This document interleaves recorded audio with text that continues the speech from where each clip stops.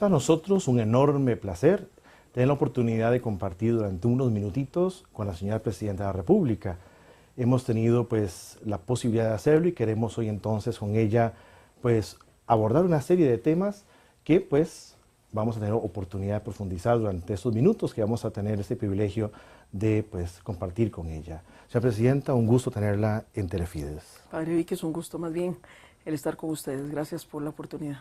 Vamos a tener oportunidad ahora de conversar con la señora Presidenta sobre ciertos temas importantes para todos y comenzaríamos pues por algo que es casi necesario y es lo siguiente. En estos días que hemos pasado por cosas tan serias en nuestro país, hubo una ocasión en que un periodista mexicano justamente le pregunta a usted ¿por qué razón hemos tenido tanta suerte, entre comillas, y resulta ser que un evento tan serio ha tenido consecuencias tan moderadas? Usted le responde, la fe. Pero también tenemos nosotros en la memoria aún su oración el 2 de agosto en que usted le pide al Señor luces para poder cumplir cada vez mejor con su función al frente del país. Pues la primera pregunta sería, bueno, ¿y cómo vive la señora Presidenta su fe?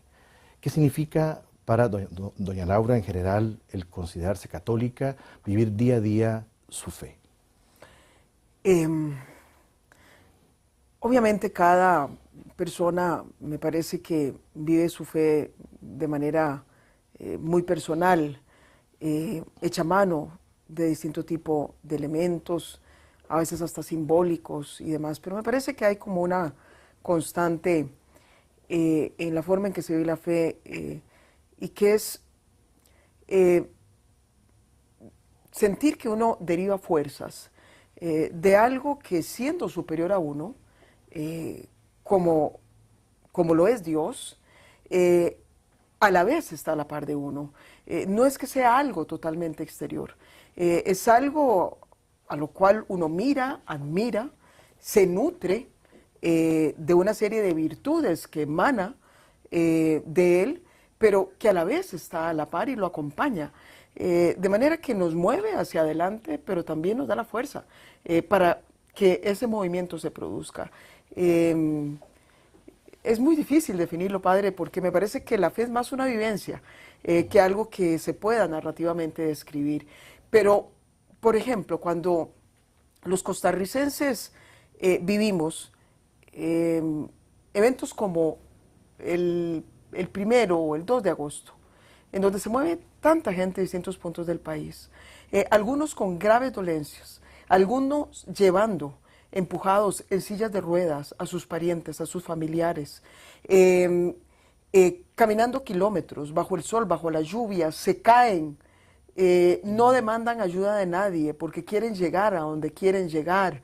Eso es la fe, esa fuerza que a veces uno no sabe por qué se mueve, pero que está ahí y que la mueve no es algo casual, es algo que de verdad nos ayuda a movernos todos los días. Un periódico español nos contaba una vez que usted tenía una cajita de rosarios. Aquí la tengo. Y que ciertamente esa cajita iba a significar para usted pues un recurso cuando las cosas estuvieran muy difíciles. Esa cajita, esa gestión, ¿qué tan difícil ha sido hasta ahora? Bueno, yo creo que para nadie es un secreto que nos ha correspondido gobernar en tiempos de cierta complejidad. Pienso que hay cosas hermosas en el desarrollo de la humanidad, como es el acercamiento que tenemos por el fenómeno de las comunicaciones, pero también es cierto que a través de esa información que nos bombardea, los problemas de otro lado pareciera que también son los nuestros, y entonces todas estas situaciones de Estados Unidos, de Europa, de alguna manera también las vive el costarricense en signos de interrogación, en escenarios de incertidumbre.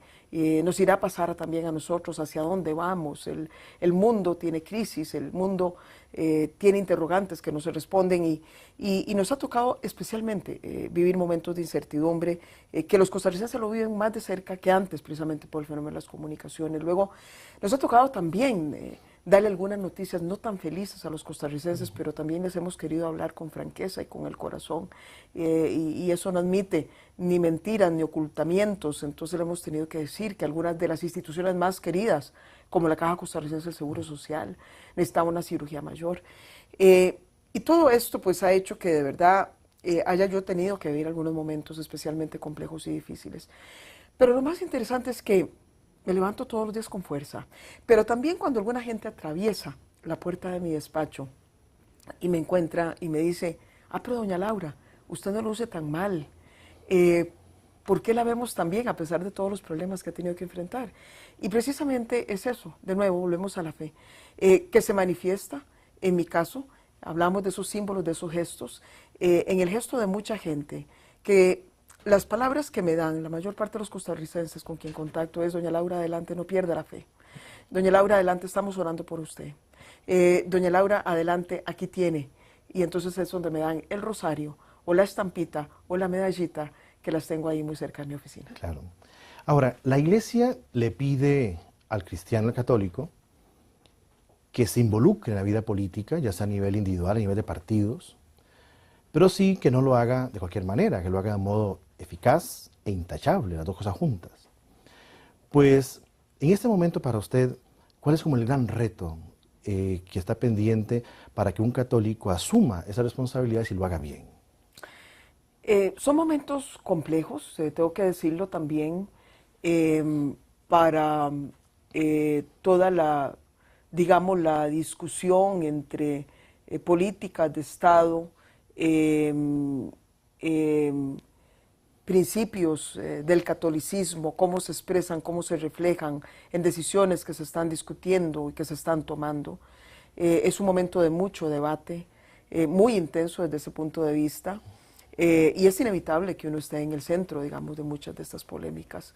Me parece que más allá de las decisiones que finalmente se tomen por parte de nuestro sistema político, en algunos casos uno influye, en otros uno puede comentar, puede procurar incidir, pero no necesariamente la decisión es de uno. Me parece que lo más importante es tratar de ser consecuente con los principios que uno defiende, los que uno cree. Procurar que por lo menos uno trate de hablar con la verdad y bueno, y gobernar desde ese tipo de principios, sin lugar a dudas, la fraternidad, la solidaridad, la honestidad o autenticidad también son principios que el cristianismo siempre ha puesto sobre la mesa y procuramos que así, digamos, así sea. No siempre, Padre, se consiguen los resultados que uno quisiera. Claro. El mundo no es, y el mundo político no es tan sencillo como que uno estripa el botón de la voluntad, donde expresa la voluntad de uno y así tal cual llega a afectar a los ciudadanos. Hay mucha intermediación entre la voluntad política de un gobernante y finalmente cómo las políticas o las leyes se configuran y se deciden. Claro. Ahora, todo esto que implica pues ese esfuerzo diario por gobernar, implica también otra cosa, y es que ciertamente es trabajo profesional, y pues se dice en la vida de la Iglesia que hacer el trabajo bien hecho también es una forma de santificarse. ¿Cómo ha vivido usted esa experiencia durante esos años de gobierno, esa lucha de todos los días por descubrir en el trabajo un medio también para crecer y madurar como cristiana? Es una bendición el trabajo, y sobre todo cuando logramos conciliar el trabajo con vocación, que la Iglesia lo vive con total plenitud. Los servidores de la Iglesia o tienen vocación o no pueden servirle. Ustedes son un ejemplo de eso. De manera que cuando uno logra conciliar vocación con trabajo, no hay la menor duda que es una gran bendición. En mi caso, eso sucede. Me cuesta más la política, tengo que reconocerlo. A mí lo que me gusta es el servicio público, me gusta la función pública, soy funcionaria pública. La política a veces me cuesta un poquito más, pero procuramos obviamente tratar de entenderla y tratar de lidiar con eso. La función pública está plagada de presiones, de intereses de todo tipo. En el fondo no es más que la arena en donde se expresa de manera muy descarnada, sobre todo la política, los intereses gremiales, corporativos, individuales. Cada quien jala para su lado, de manera que hay que hacer todos los días un ejercicio permanente de tomar distancia, de tratar de ser lo más equidistante de esos intereses para que la forma en que uno resuelva verdaderamente sea la más representativa posible. Eso no es fácil siempre. Ahora, hay otros temas, por ejemplo, que están sobre la mesa. Ciertamente, pues hoy en nuestro país hay un roce, un conflicto entre la laicidad sana y el laicismo un poco enfermo. Y bueno, pues todo esto nos lleva a veces a escuchar opiniones en que muchos dicen pues que el católico mejor que se desplace de la plaza pública, que ojalá se pueda callar y que no haga escuchar sus opiniones. Y bueno, también usted ha estado como tocada por esas discusiones que se han dado, máxime ahora que también se habla mucho sobre la posibilidad ahora en Costa Rica de un Estado laico. ¿Cómo ha visto usted esas cosas, esas discusiones, estos temas que se han abordado, sobre todo a través de medios de comunicación? Me parece que todo debate es sano en una democracia, no hay que tenerle temor a debatir nada ni a discutir nada. Y en ese sentido, Costa Rica ha sido históricamente un ejemplo de debate público, de discusión de ideas, de contrastación de opiniones. A mí lo que me ha preocupado es que en algunas discusiones encuentra uno poca tolerancia y se estigmatiza la posición. Lo he visto de parte de algunos sectores que en nombre precisamente de la defensa o de la profundización de derechos, casi que le niegan el derecho a algunos a defender su tesis con respeto.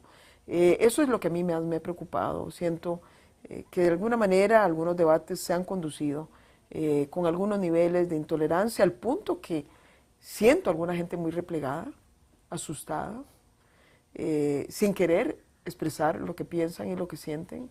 Y eso no está bien para una democracia como la democracia costarricense. El tema de diálogo siempre ha sido muy nuestro y ciertamente a través de la historia ha habido momentos muy buenos de encuentro, por ejemplo, iglesia, gobierno, partidos políticos. Pensemos en los 40, por ejemplo. Sí. ¿Ese ambiente debería reproducirse? ¿En qué temas? ¿Cómo ve usted también esa posibilidad de que algún día se produzcan más encuentros? Porque los desencuentros han sido muy frecuentes en estos últimos meses. Claro. De manera que, ¿qué opinión tiene? ¿Cómo ve usted eso? Yo no generalizaría necesariamente. A mí me parece que es cierto que quizás por la índole de algunos de los temas, de la naturaleza de algunos de los temas que están en este momento en el debate público, algunos de ellos, yo también diría que especialmente inducido por algunos sectores, no necesariamente porque la mayor parte de la población hayan considerado que eran el tema prioritario, pero esos temas me parece que efectivamente han generado tensiones entre algunos sectores, sectores de la política, sectores de la Iglesia Católica, del cristianismo también, de otras iglesias del país, sectores de los medios de comunicación, pero también vemos que hay confluencia en otras áreas. Cuando hablamos de temas que tienen que ver con política social, encontramos confluencias, encontramos colaboración.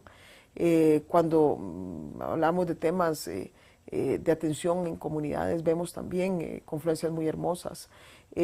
Yo creo que no todo es desencuentro, pero ciertamente va a depender mucho de cómo terminemos de cerrar muchos de esos debates para poder poner a prueba la madurez de los distintos sectores frente a sus propias diferencias. Ha habido momentos, como se dice, de alguna cercanía, otros no tanto, pero por ejemplo ahora se vienen encima algunos temas, se está hablando sobre guías de formación en la sexualidad de los jóvenes, se está hablando también sobre el tema de uniones de personas del mismo sexo, se está hablando también de fecundación in vitro, sobre todo en estos días, desde la Corte Interamericana. Bueno, una cuestión que nos preocupa a todos, ¿qué pasaría si por A o por B, por ejemplo, de la Corte surgiera una decisión que podamos considerar globalmente antivida? La posición del Estado, ¿cuál podría ser? Bueno, yo prefiero no adelantarme a los temas de sentencias judiciales, con toda franqueza, padre. Claro que, bueno, desde el punto de vista también de condena a un Estado, si es que sale una sentencia así, pues para ningún gobernante es algo placentero, ya de por sí, con independencia de cuál sea el tema que se esté discutiendo. Creo que Costa Rica ha sido un país ejemplar en lo que ha sido la defensa de los derechos humanos como para merecer una sentencia condenatoria en algunas de estas áreas.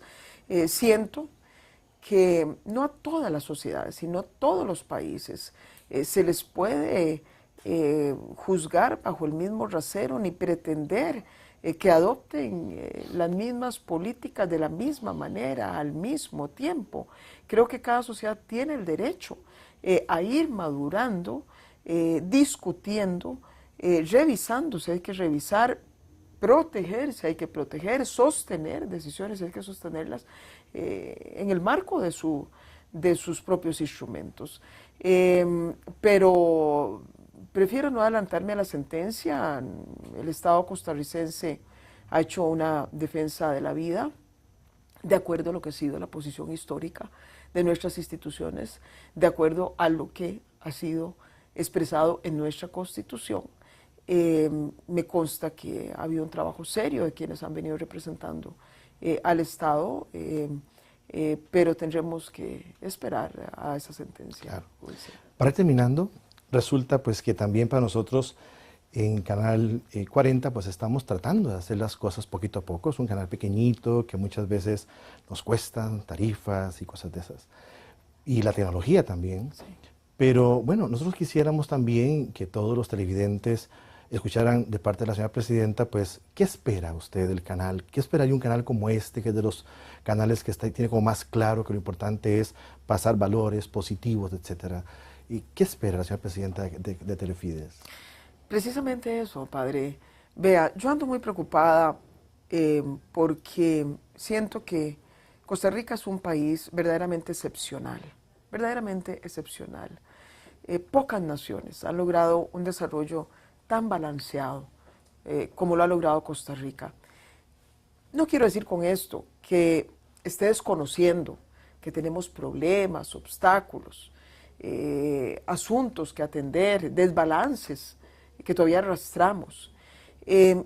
Pero siento que la fuerza de los medios de comunicación, que es la mayor fuerza de esta época contemporánea, mentira que es el poder político. Los medios de comunicación son el verdadero poder en este momento. Siento que hay algunos, y no quisiera cometer el error de la generalización, como a veces se hace con representantes de la Iglesia Católica o con representantes de la política, pero que algunos